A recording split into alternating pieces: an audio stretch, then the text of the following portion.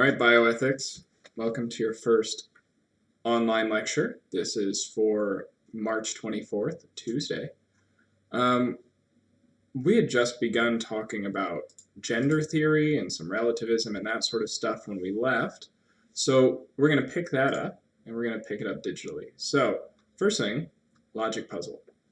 Alright, if you imagine you're on a desert island far away from any shipping lanes, and you were kidnapped and dropped on the island, so you can't take the transportation that got you to the island. There aren't even any trees on this island. How are you going to get off the island? All right. You can pause if you want to think about it, but here's the answer. You just swim. You just swim, and then you're off the island. You're in the ocean. Pretty straightforward. Hope you think I'm clever. So, we're talking about gender theory. So, let's have some learning goals. We're going to talk about relativism and moral relativism. We talked about those briefly before spring break. We're going to talk about sex, gender, and sexual orientation and some definitions so we can have a common definition of what those are to work with them. And then we're going to talk about a very brief history of gender theory in America, and then a little bit of a brief history of like sexual reassignment surgeries and those sort of medical issues related to gender theory in America. So just some sort of introduction stuff, not a whole lot. You will have an assignment, which is a little discussion assignment. We'll walk through that at the end of discussing these sort of basic concepts before Thursday. So first thing, relativism. All right, we've talked about this before, but relativism is a belief that there is no absolute truth.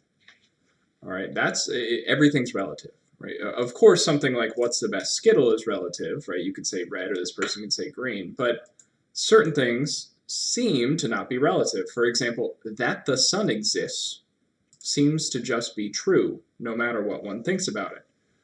However, the relativist says there is no such thing as absolute truth. This is often applied in what is called moral relativism, right? Where they say there's no moral truth. There's nothing which is actually true or false about what's right and wrong. Right? What's right for me is right for me, and right for you is right for you, even if they're different. Right? To the extreme, this sounds ridiculous, right? Because you could say, for me, murder is good. For you, murder is bad. So I get to murder and you don't. And that's ridiculous, right? That's one argument against relativism, that it's ridiculous. But the second argument is fairly convincing, that one cannot make the claim that there is no absolute truth, because the claim that there is no absolute truth is an absolute truth claim, right? If there is nothing which is absolutely true, then there is one thing that is absolutely true, that there is nothing that is absolutely true. And then there's one thing, not no, right? So relativism is not really taken very seriously in philosophy. There's certain relativisms, right? I mean, certainly some things are relative, but certainly not everything, right? We could all agree that the intentional killing of innocent human beings is bad, right? You could argue that like kidnapping and sexual assault are bad, right? You don't really, it's certainly not good for one person to murder, but another person not to murder, right? So when we talk about like gender and sexuality, we got to talk about, is there an objective truth about these things, or is it relative to the individual or to the society, or these sort of questions? So keep that in the back of your mind while we talk about this, right? Is there something objectively true about gender and sex, or is it all relative? So first thing, before we begin the discussion, all right, remember we're coming on Thursday. There's going to be some what does the church say about this? What does secular society say about this? Just to clarify, God loves everyone, regardless of your gender, your sex, that sort of thing. All people are called to go to heaven. All people can get to heaven. No person's ever abandoned. All right. So, in our discussions about gender and sexuality, we want to be very careful to be kind and respectful about what we're talking about and to who we're talking about. All right. So first, and basically the whole class today, history and definitions.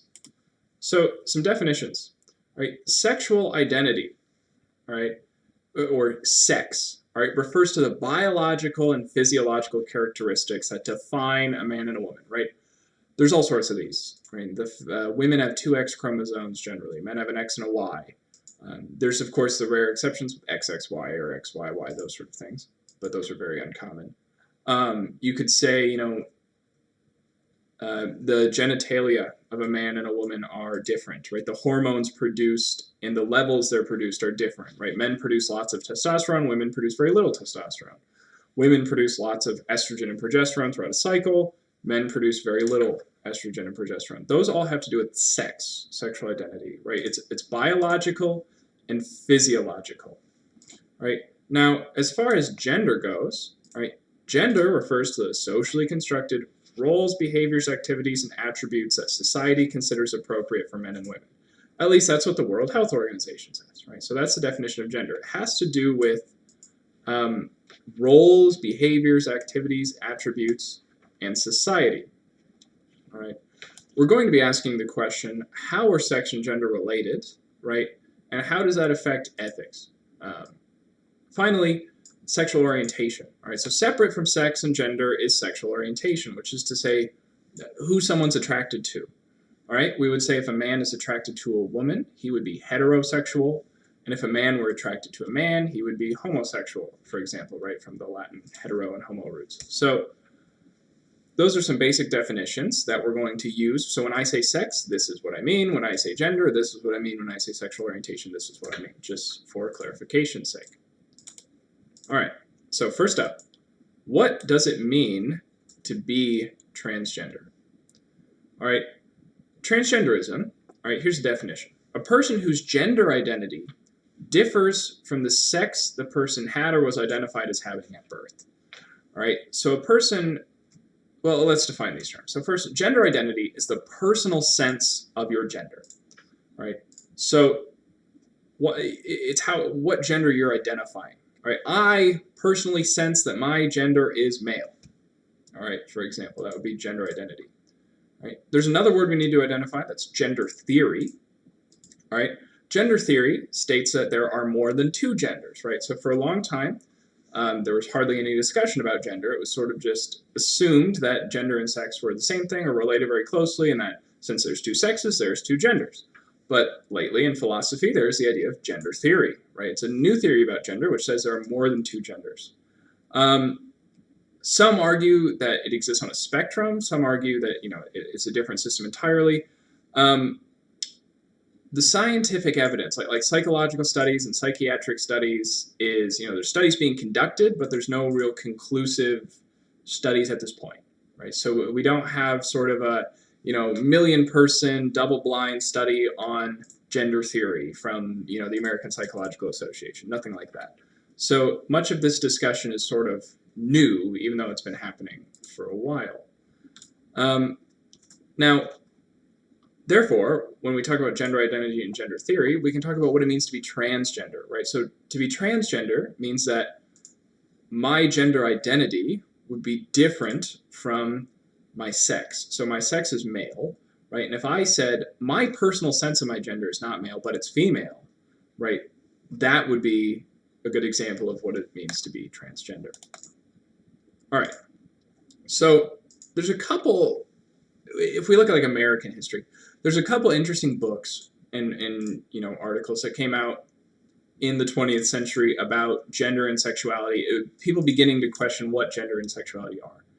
All right, so the first book, The Second Sex, in 1949, began to ask a lot of questions about what is gender. It questions gender norms. It says, must men be the breadwinner and must women, stay at home and raise children? And the author argues that marriage is a perverted institution to oppress both men and women. All right, and this causes some discussion to begin to happen. And we see by the 1990s, we end up with this book called Gender Trouble by Judith Butler. All right, and in Gender Trouble, we have one of the first academic formulated arguments that sex and gender are social constructs. All right, before 1990, some people would argue that gender was a social construct, right? What it means to be a man differs based on your society, something like that. But for the first time, an author argues that even sex can be a social construct, right? That my sex isn't necessarily an objective reality, all right?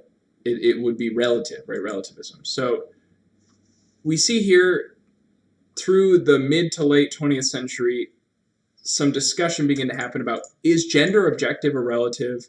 Is sex objective or relative? And how many genders and sexes are there? All right. So Johns Hopkins Hospital has an interesting sort of part to play in our discussion on the history of like gender theory.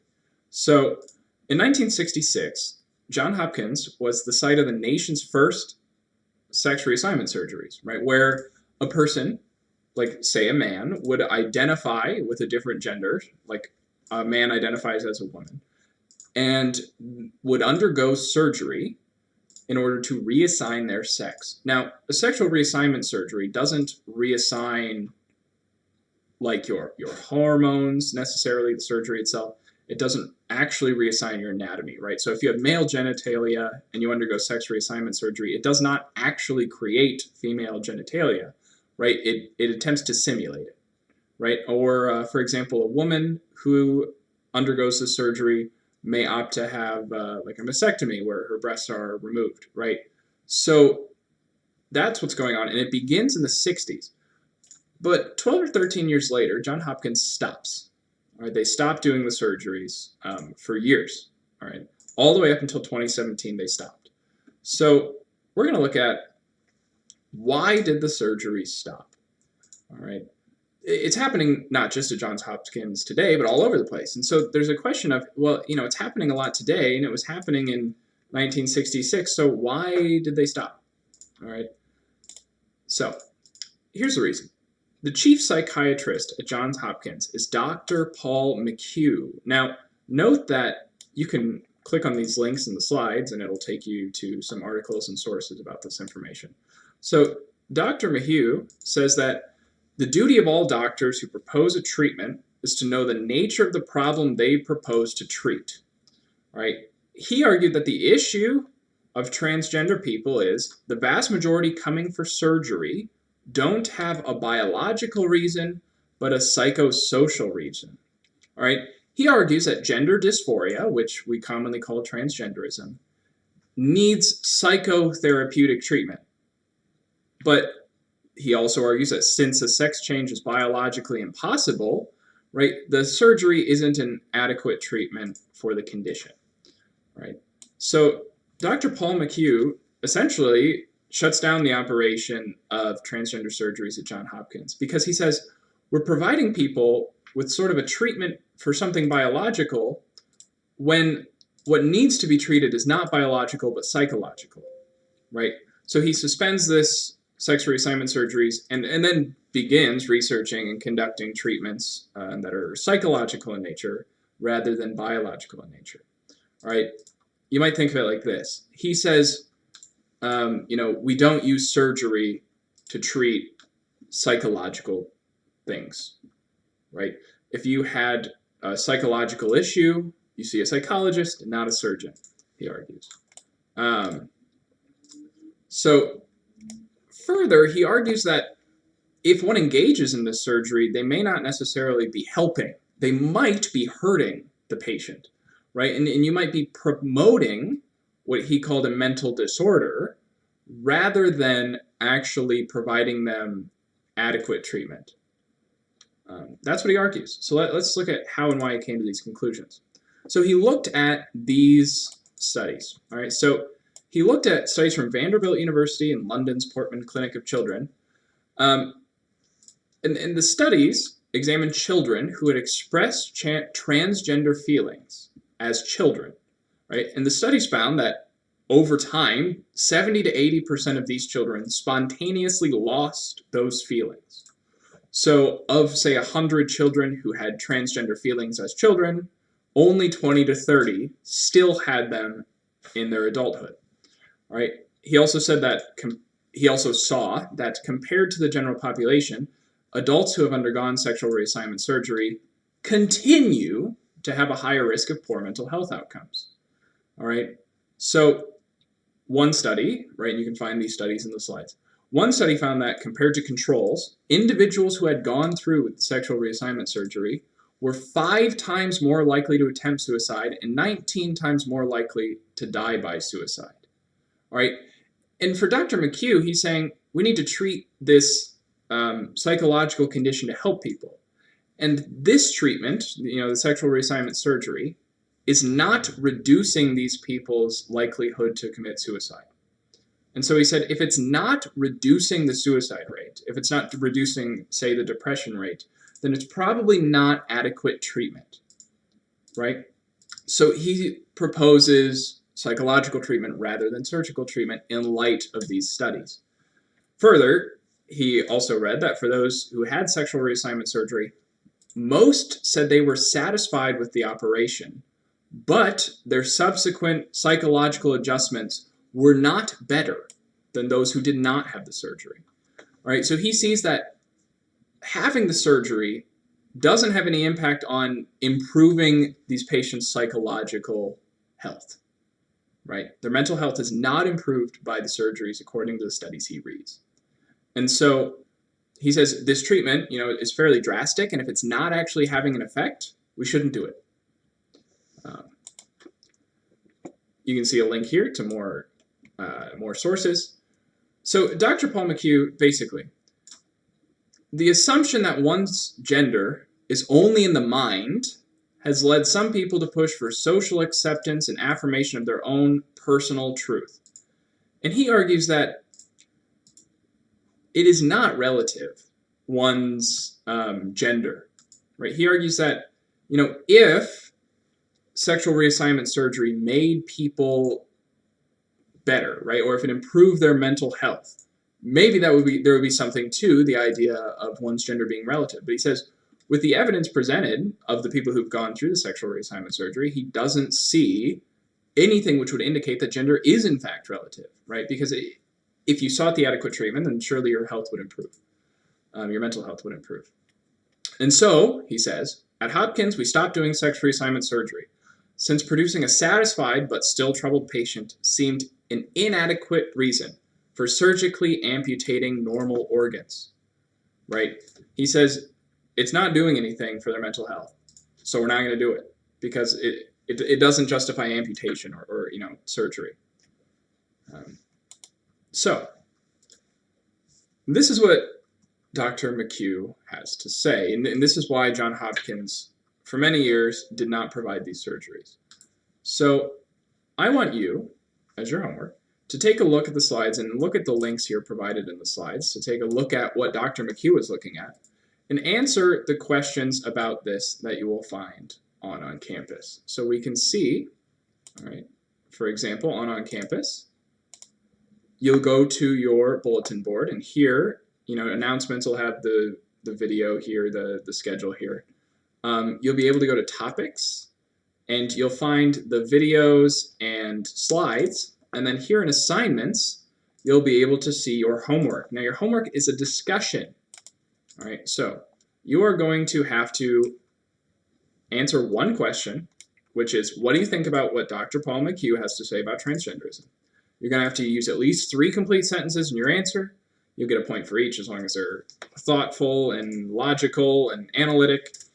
And then you're going to have to reply to what 2 of your colleagues have said. You say, oh, hey, Jimmy, I think what you had to say about this was really insightful because X and Y. Or I disagree because A and B, whatever. Right? But you need to reply to 2 of your peers. So you're going to make your own original comment with 3 sentences and make 2 one-sentence comments on your peers' comments. All right. So that will be your homework for Tuesday. It'll be due on Thursday. Have it done before class on Thursday, which basically means Thursday night because this is a pre-recorded class. Lucky for you. So that's it for today. It's been 20 minutes of bioethics, shortened from an hour and a half as best I could. Please feel free to email me or send me an on-campus message with any questions. All right. If you need to video chat with me about discussion about the content, that can be done any Tuesday through Friday from 1 to 3 p.m. Otherwise, just send me an email, no problem. All right. See you on Thursday.